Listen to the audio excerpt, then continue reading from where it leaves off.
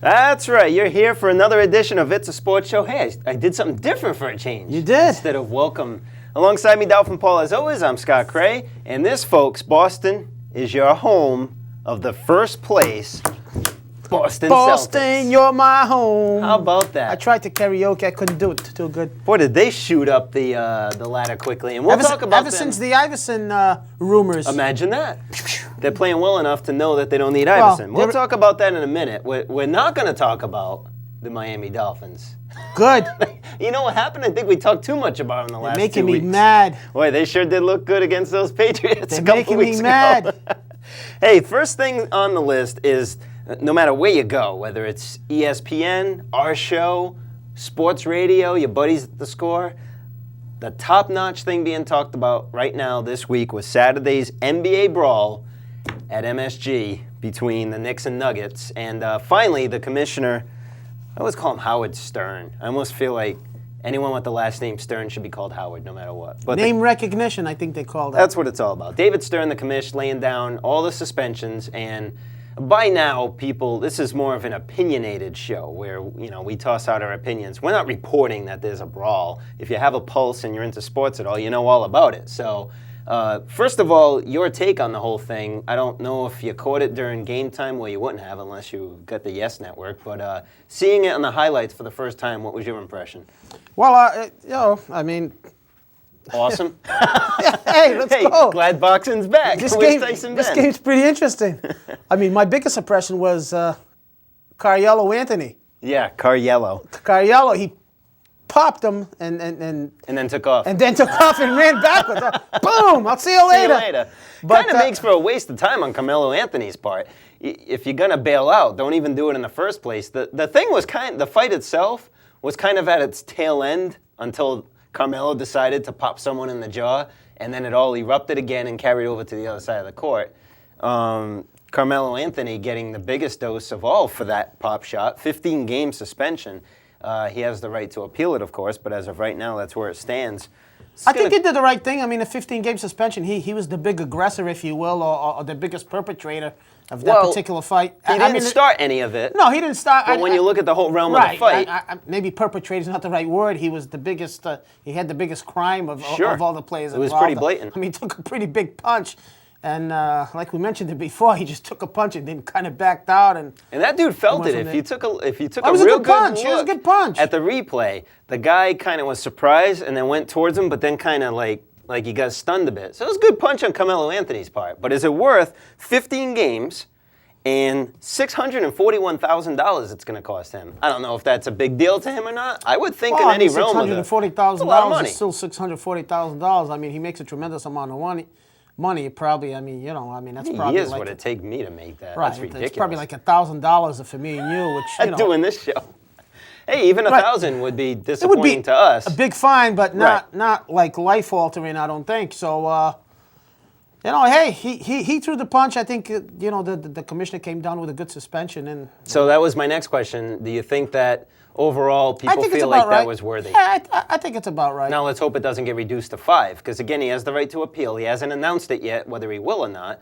But there have been situations like the last time we saw a brawl where the initial suspension was so many games, and I think it was like 30, and that got cut down to 15. So who knows? This could end up being 10 or 7 or 6 by the time everything's done. Yeah, I think it's going to hold up there. I mean, that was a pretty good punch.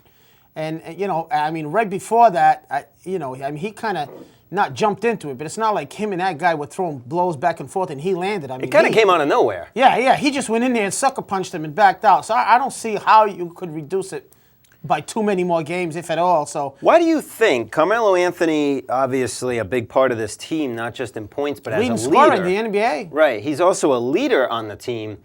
Why do you think he had to make this punch? I mean, like I said, the fight was kind of teetering towards the end. It was being controlled. Did he feel like as a leader he had to do it, or is he just kind of not there mentally? If I knew that, I'd have people on a red leather couch and I wouldn't be doing this a sports show. But it's just one of those things, these guys are young.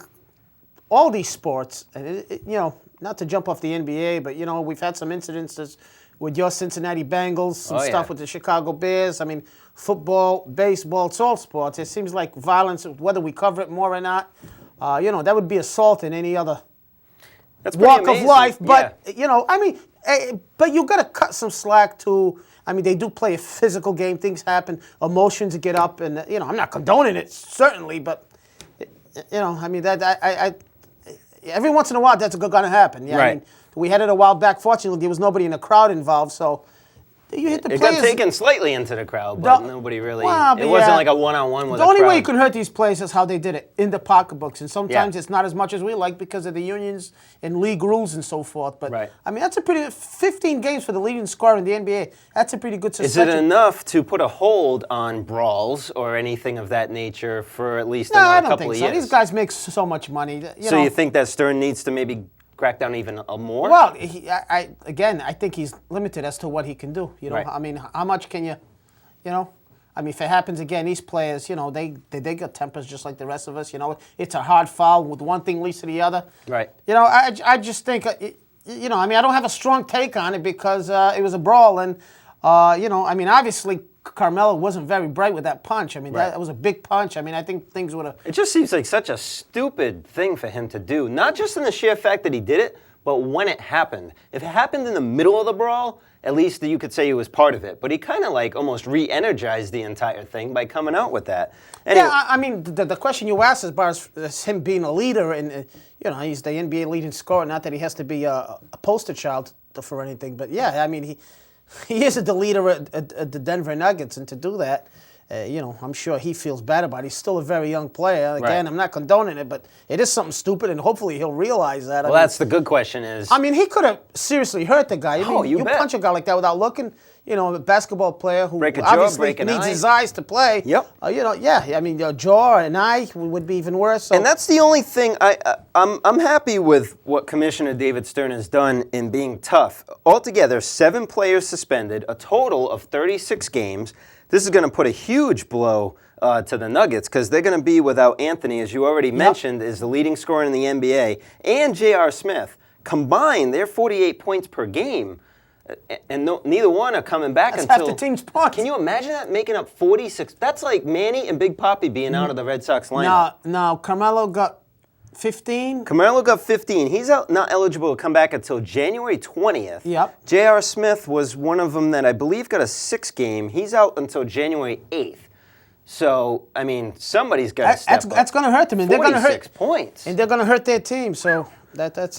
Hopefully Carmelo Anthony learned from this, where at the very least one individual will not do this again in the rest of his NBA career, if nothing else, in the fact that he's going to really hurt his team in this. How about the little sidebar episode between Isaiah Thomas and George Karl? Supposedly Thomas told Anthony to stay out of the lane, almost, as George Karl puts it, almost making it premeditated.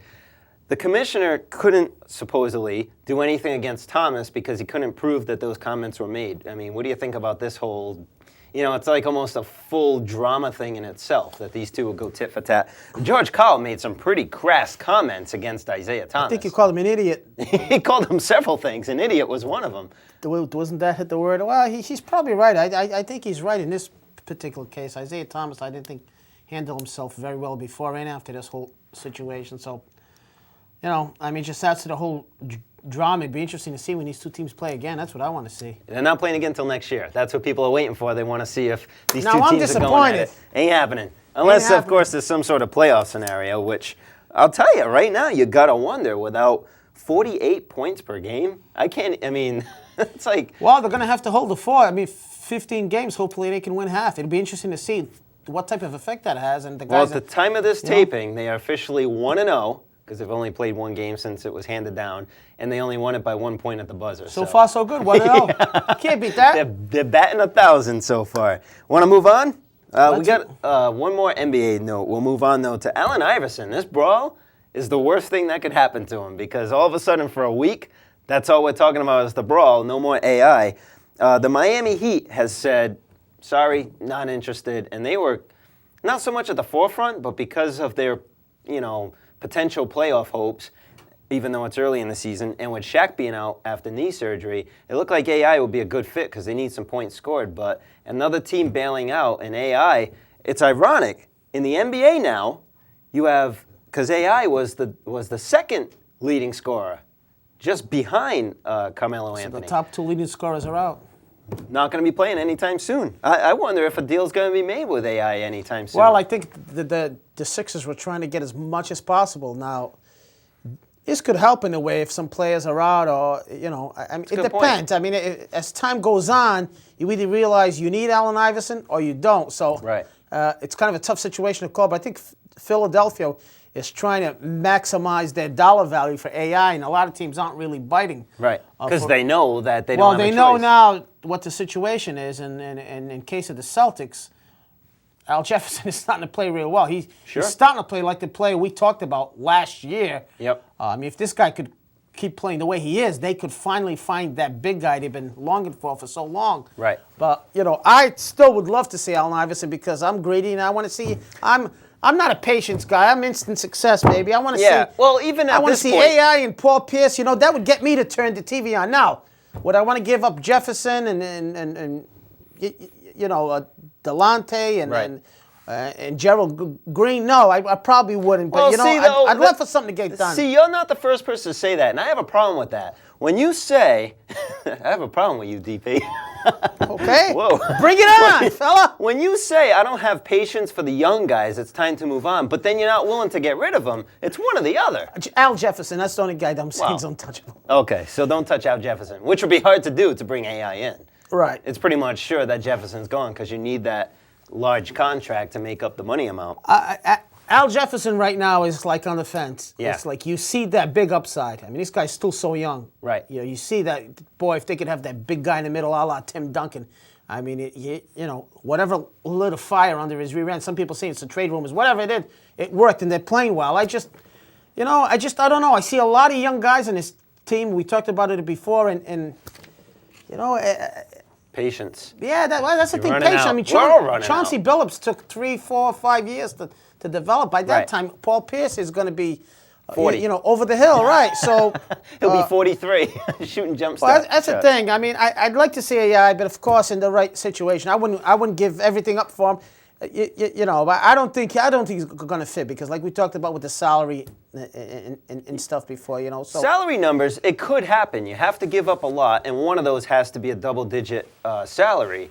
But my question, as far as it not working for the Celtics, was in relation to bringing this guy in who's not got the best reputation in the world, especially when it comes to playing for himself. And you got these young players. I'm talking about practice. Practice, man. Probably We're not talking about the game. Probably practice. the NBA's best soundbite ever. Well, that could be one of the sports all-time That's a good soundbite. point. Yeah, practice. How many did we ever figure out how many I times? think they did it on the sports radio one time. It was like 30-something. Something Practice. ridiculous. We're just talking about practice. Well, Boston, despite having an under 500 record, welcome to the Atlantic Division. They are in first place, a half game over Toronto and Jersey as of the time of this shooting anyway. They're 5-5 in their last 10, but they've won 5 in a row. So they've turned an 0-5 situation into a 5-5 situation. The fact that they're playing pretty darn well right now, I wonder if that hurts or helps the AI situation. In other words, if they were, say... Depends which side you're on. If you want AI, I think that would hurt because they're playing well. I guess from a perspective of us wondering if the Celtics are truly interested in AI, the fact that they're in first place and they're on this little mini winning streak, do you think, well they're doing well without them, do we need them? They're in the Atlantic Division, which sucks. And yeah, sure this does. could all be a ding, ding, ding, mistletoe tease. You got that We right. don't know, but, let's hope they can keep it going. It's exciting just to say first place Celtics. And we get a lot more basketball. That's it for coming NBA. up. Let's move on to the NFL. Pats, Texans. I had a chance to go to this game. I found out on Friday night, my brother-in-law who has season tickets said, got to finish up my Christmas shopping. You want to go? And of course, I enjoy watching the Pats, but I'm more of a 49ers fan, slightly Cincinnati Bengals fan. So I kind of lost track, and I forgot who the 49ers were playing. And when I asked him, he said Texans. I was like, I looked at the weather. I said, I think you mean the Patriots. The Pats. Yeah, Patriots. The Pats are playing. Patriots are playing the Texans. I know a lot of people who went to this game that don't normally go. So I think a lot of Patriots fans, people gave up They their gave up tickets. to Houston. And you know what? And it proved to be a dud because Right. the Patriots just... I didn't see the game because I was watching my Dolphins. What was the point of that? I don't know what the point of it was. Isn't there a point where you just figure you shut it off and go to something else? I could be at that point right now. I am very perturbed. Now, but Dolphins are playing at the they're same... playing at the same time to play Buffalo, but from what I understand, I guess the Patriots D Yeah. bailed them out and gave the Patriots offense plenty of field position. But there's still big questions. Patriots, again, wideouts, how they move the ball. Right. They got some injuries. Lawrence Maroney. Right. Now Falk might be out for a few games. So interesting situation to keep an eye on. Big game this week, New England at Jacksonville. Got that right. Jacksonville losing to Tennessee. Vince Young playing playing real well. But if you look at those Jacksonville, Tennessee numbers and compare them side by side, Jacksonville blew them away. It was 3 defensive touchdowns, right. which is unbelievable. But Tennessee is finding a way to win. And I got to say this. I've always said this. I love Jeff Fisher as a coach. Yep. Excellent coach. I mean, he's got a nobody team there, and Vince Young's making plays mostly with his legs. But still, they're finding ways to win the game. And, of course, Jacksonville losing, being in the playoff hunt, now awaiting New England. Boy, it's a good football game right there. You bet it will be. The Pats-Texans, definitely a blowout. A game that if you went to, you want to see a Pats win because it's exciting, and you want to see a lot of points put up on the board because that's exciting. But you know what? Just watching on TV at halftime, I had no interest in tuning Well, I think a back. lot of people went like you, especially people who weren't Patriot fans. I know of a few, and they were kind of like, oh, the game I was didn't go, by the way. I and bailed out. I said forget it. People said the game was a snoozer. Yeah. Which it was, but hey, give the Patriots credit. I mean, they beat a team they were supposed to crush, and they did. Like I said, next week at Jacksonville, I think it's a great spot for Jacksonville. But believe me, this isn't a situation where I'm like, oh, I'm rooting against New England. I'm trying to be as objective as I can. Sure I think you it's are. a good spot for Jacksonville. Here's the worst spot for me. I'm being punished enough being a Dolphin fan with these big oscillations. The Miami Dolphins, I believe, officially eliminated. in last I don't place. see them on this Oh, list. forget about eliminated. They're officially in last place in their division. Yeah, but in the NFC, we'd be right there, baby. Yeah, who wants to see a We'd be team right there. 2 games below 500 in the playoffs? Here's the deal. Miami plays the Jets, another dreaded rival, on Monday night. Right. So if the Pats lose, if they were to lose to Jacksonville, Right, and then the Jets win. well, the Jets would be right there. Yeah, so 'cause they're only 2 games So out. what I'm trying to tell you is if the Pats win Sunday, if the Pats lose Sunday, I got to root for my Dolphins to beat the hated Jets, Right. which would help the Pats. Which is fine because, well... And if the Dolphins lose to the hated Jets, it would hurt the Pats. Yeah. So in other words, I'm stuck in a quandary. you I gotta can't pick do one, anything. Baby. What? You're on the fence. You got to pick I don't know one. what to do, man. Come game day, you have to pick a direction. You might as well just vote against Miami at this point. What does it do for Miami to win a game? Were they going to try to get 500 Here's for the end only of the reason season? I would want Miami to win, because New England's a rival, but the Jets, they might even be a notch above New England because of their fans. Yeah. So this is a tough matchup. Is that in New York? It's in Miami. So In Miami. It's Christmas night. Oh, that's Christmas right. Day night. We got a couple It's of not great Christmas games Eve. for Christmas. Day We'll night. talk about T.O. versus the Eagles on Christmas Day. But we got some good games here. Yep. New England is probably going to be locked into the 4th seed. Well, we should tell people how, just leading into Week 16, this is how what New England can do. They can clinch the division title as long as they win or the Jets lose. Of course, there's tie things in there, but I don't even bother with that. So if like you kind of surmised it already, if the Jets lose to Miami, the Patriots are in. Or the Patriots win. Or if the Patriots win, right, either way. So the only scenario for the Patriots to not clinch the division title, if you do the math, is for them to lose and for the Jets to win. So should be interesting, and that's what's going on in the AFC East at this point. Let's go to the North real quick. Yeah, the AFC North, Baltimore's already clinched. Cincy's still in it, the troublemaking team that they are. They could clinch a berth with a win, a Buffalo loss, and a Jets or Jacksonville loss. See, when you get in, you'll start to lose people when you get into these scenarios.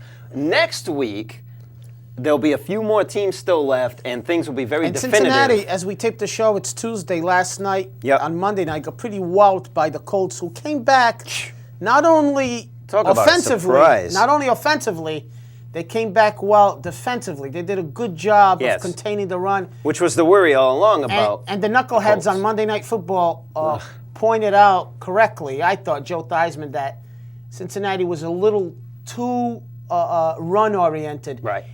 Yeah, that is the game plan against the Rudy Colts Johnson. normally, but they still got Chad Johnson and T.J. Hushmanzad and Chris Henry, and he thought that they should have opened it up a little more because that's who they are, and I kind of agreed with them. They stuck with that run a little too long. It had to be Theismann that said that. And boy, he's the only one that would say something smart. I know a lot of people don't like Peyton Manning, but him and Marvin Harrison, ridiculous. Oh my word. Was it 4 touchdowns for Manning? 4 touchdowns for Manning. 3 for Marvin Harrison. The first 3 touchdowns connected to Harrison. So if you got those 2 guys in the league in fantasy football, which I know one of my friends had, and he needed them. Yep.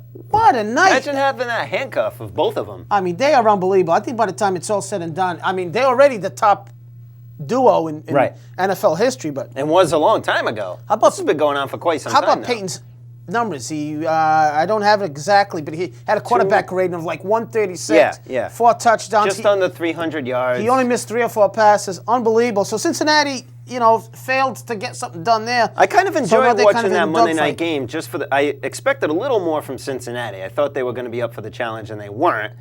It's another team that you think, well, even if they make the playoffs, they might not go far. But I enjoyed being able to watch the Colts because they're going to be in the playoffs, so it's a chance to kind of scout them and see what they're all about. And boy, did they show off on the spotlight, undoubtedly. The Colts have already clinched the title. They are looking to clinch a first-round bye with a win and a Baltimore loss. So there's a chance there for them to be the first ones to get the bye in the AFC, the tough AFC. They'll get the first round bye along with San Diego. San Diego still has to. Who might get the number 1 seed? Right. They already clinched their division. 2. They can get the first round bye with a win.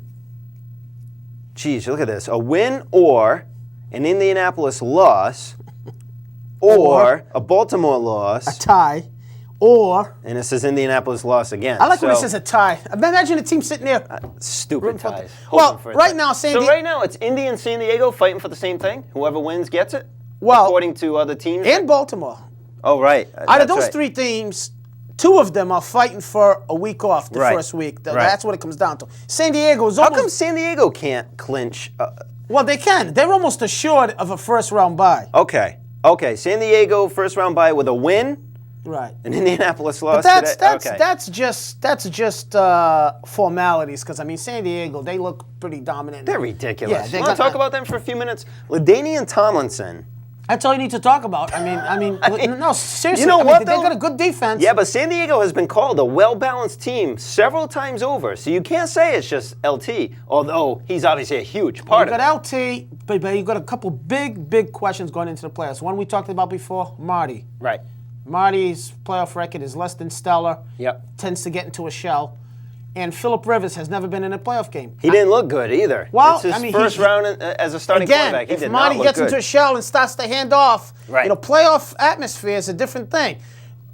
If you're playing the San Diego Chargers, your first objective is to stop the run. Right. So that's going to happen, at least somewhat. You're not going to deal saying you can't stop him, you can only hope to contain him. Right. If they do that and they put it on Phillip Rivers' arm, he's a rookie in the playoffs. So mistakes can happen. Phillip Rivers had an outstanding week the week before last, one of his best weeks of the season, if not the best. But then, came up with an 8 for 23, 97 yards, 2 interceptions and no touchdowns. LT bailed him out by making him look I would good. agree, though. Overall, as a balanced defense, offense, running game, special teams, they're pretty balanced. I think San Diego right now, and again, these things change week to week. San Diego right now, everybody would have to agree, is probably, if not in the whole NFL, certainly one of the top 2 teams in the AFC. Right. You got the Colts with a little bit of struggling defense. You got Baltimore with a little bit of struggling offense. New England, we're not sure with them because of their offense, but you always got Belichick and Brady, so that's always a plus. And then you got a whole bunch of teams, 8-6. Denver with Jay Cutler, who played a pretty good game. I'll tell you, they're interesting there. Cincinnati, Jacksonville at 8-6 that plays New England. And then you got, look at the AFC East. Everybody said, did they stunk? How about the Jets? They're doing a good job. Yeah. I don't like the Jets. 8-6 though. Buffalo, 7-7. Pittsburgh creeping back into the thing. Tennessee, 7-7. How about the Kansas Giants? City, 7-7. Did you mention the Giants yet? Miami, 6-8. Can you believe that? Yeah, Miami sucks. Of course we can believe it. Sorry. Wait, I see the word San Francisco here. Oh, that's the only way that we haven't Seattle talked can about clinch. the NFC at all.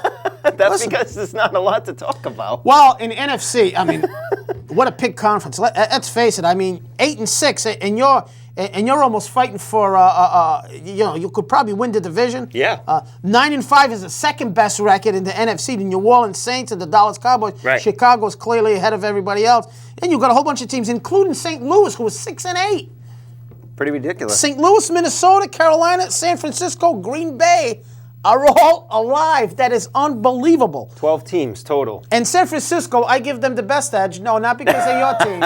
At 6 and 8. But because, they got a young team. Alex Smith, Frank Gore. 6 and 8, a hell Mike of a Nolan lot has better done a good improvement job. over last Good year. season, swept Seattle. So they're right in the hunt. So that's going to go right down to the last week. I wish Miami San Fran. Go San Fran. But very interesting. So the next couple of weeks will tell a lot. For local fans, this is as big as it gets. New England at Jacksonville. Terrific football game. I'll say this. I favor Jacksonville. I think Jacksonville's going to win this game. Oh, here we go. Handily, but here we go. Because they're playing the Patriots? No, because I think Handily? Jacksonville lost on the road, and now they're back home, which they've been dominant. Yeah. And I think they can handcuff the New England offense. But Garrard, for Jacksonville, he can make some mistakes. So if Belichick comes up with a good game plan, it'll be very interesting. Is it safe to say that at this point, with 2 games left, At this juncture, we're not really sure what to expect from the Patriots? Is that safe to say? They've think become a little unpredictable That's in a way. a pretty fair statement. I would say we're not sure what to expect when they play teams like Jacksonville in these spots Chicago, on the road. Miami, apparently. It might be unfair. I think the Patriots. Or am I just putting the Patriots under the microscope, and really it's the NFL that you don't really know what's going to happen? Number one's the NFL. It's very close. There's no dominant teams. Maybe a couple teams, but even Chicago's defense doesn't look good. Right. San Diego's the only team right now that's head and shoulders above everybody else. Baltimore's been playing well, but their offense is suspect. And I think New England's there. You take 2 people. You take Brady, you take Belichick. Yep. Most people figure you don't make a lot of mistakes, you can win any game in the league. And it's probably true. Right. But, if you stack their talent against some of these other teams, they don't match up. But, again, they've been there, they've done that. So that's the one thing about the Patriots. But, yeah, I'm real curious to see this week at Jacksonville. If they could go into Jacksonville and thump them, that would raise New England up a couple notches because Jacksonville's been pretty good at home. And like you said, they dominated Tennessee. They just, they couldn't get it done. Garrard made some terrible mistakes. Right. And that's what I was talking about against New England with the interception. So we'll see what happens. They're still alive. We probably only got a couple minutes left, right, Jen? But LaDainian Tomlinson, okay, versus Kansas City. We kind of touched base with him, but we got to go down these stats. 85-yard touchdown. Yep. His career best. Did you see that play? He Yes. kind of slowed down, got a good block, and took off. I think that happened, was it in the 4th quarter or the 3rd? I know it was later in the game. It was amazing to me that at that point in the game that this dude could still run like he did. At this late juncture in the season that he could run like he did. He looked like he had fresh legs out there.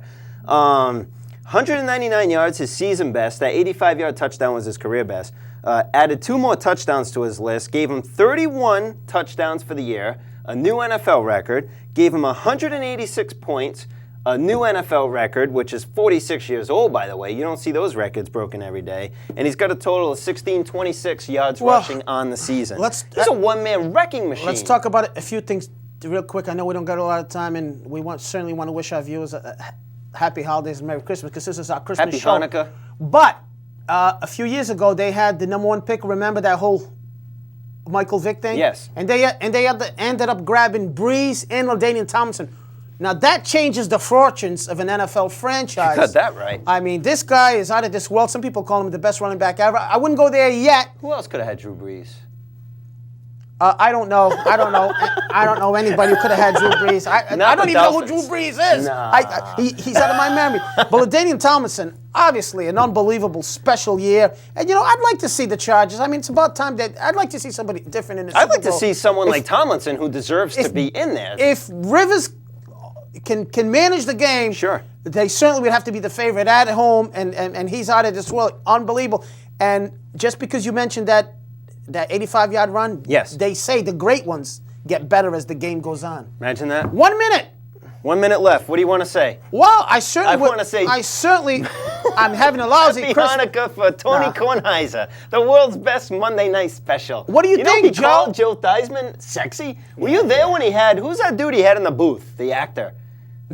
Matthew McConaughey. Why do they keep having these dudes in the booth? Not only that, Hey, ESPN, dudes watch football, not chicks. Dudes, stop having them in the booth. how about 3 minutes into the game, he asking him a question, like I talked about last week? Don't you remember that? Yes. Don't you think so, Joe? I mean, come on, enough with that. But no, seriously, we want to wish standing on everybody the who side. tunes in, glances, watches our show, a very Merry Christmas. Drink Matthew McConaughey is responsibly. the sexiest. Don't drink and drive. Usually it's Joe Theismann that's the sexiest. Let me sit on Yeah, your lap. Kornheiser, please. Thanks Change- for everyone watching. Thanks for Jen for directing, and have a Merry nice Christmas. night. Happy Football Sunday. Happy Hanukkah.